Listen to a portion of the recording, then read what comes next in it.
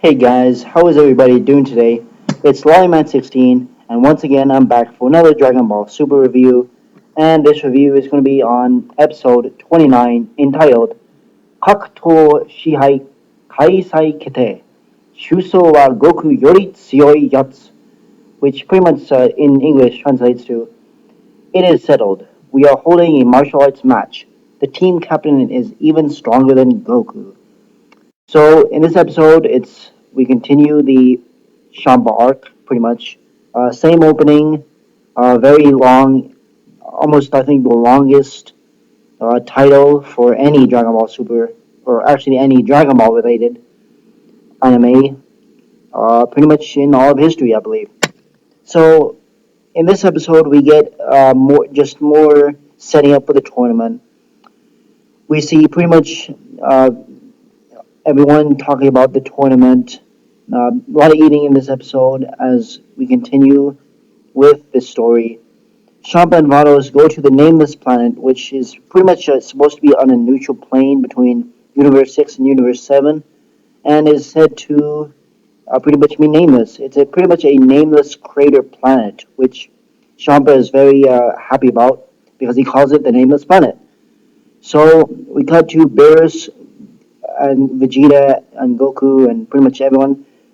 They're gonna actually go to the Earth Shenron to pretty much ask Shenron where the last remaining Super Dragon Ball is for the tournament. And so we get that right.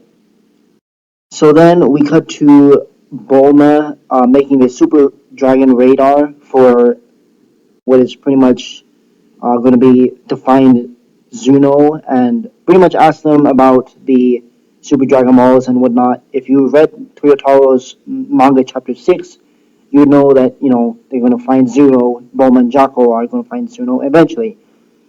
So, we go back to Vados and Champa on the Nameless Planet. Vados uses his skills pretty much just like Cell in the Cell games to create a sort of barrier and also a pretty much like a martial arts platform, pretty much. I'm not sure what you call it. I also forgot to mention in the beginning of the episode, Goku mentions it's just like the Tenkaichi Budokai, pretty much the martial arts tournament. So Goku's excited about that. Goku. Also another thing I forgot to mention is Goku and Vegeta take off their pretty much their suits and get ready for this fight. It's very weird in this Dragon Ball Super anime because the timing of this is kind of screwed up.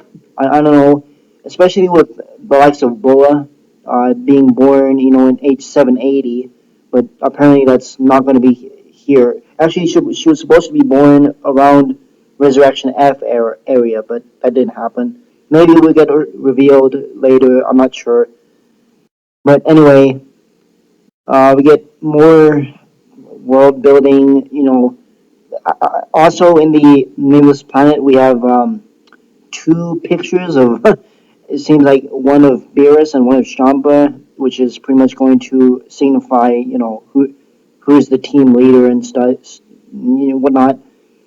Beerus and Whis go to find Monaka, which if you read the manga, you would actually know that manga Monaka actually is supposed to be the strongest fighter that Beerus ever fought before, and it's not Whis, it's Monaka. If you read the manga, so and then we get another short clip of Jaco, Bulma calling her sister Tights, which Goku and Vegeta are very shocked about this. They didn't really know, and I didn't actually know that Tights even existed because I haven't read the Galactic Patrol manga, Jaco the Galactic Patrolman manga. I have not read that. But anyway, so they're talking about, how it's supposed to, pretty much how the Dragon Radar is supposed to be made and whatnot. And this is all very, how do I say this, very, very strange. And there is a couple of plot holes in this episode, but overall, I think it's very good. The visuals in this episode were definitely great. The animation and artwork uh, seemed fine to me. There was no one was off model in this episode. That's a good thing. I think Toei is really putting out the effort in this arc, which I really enjoy. And that's pretty much it, guys, for this episode. Next week we get, and Gohan fans are going to be really happy about this. Gohan and Piccolo training, and Gohan has his not only well he has his tracksuit again, but he has his spiky hair, and he is also training with Piccolo. And Piccolo seems to use his stretching arm ability, which is pretty cool because they actually remember that he had that ability. It's really funny. So, guys, that's about it. In the preview, not only we get Jocko training, or excuse me, Gohan training. Beerus and Whis are going to find Monarca, and the story's pretty much going to continue from there, guys. Not a lot of action in this episode, but still overall enjoyable episode of Dragon Ball Super. And we will wait for the next episode. So, as always, guys, stay awesome, and I'll see you next week.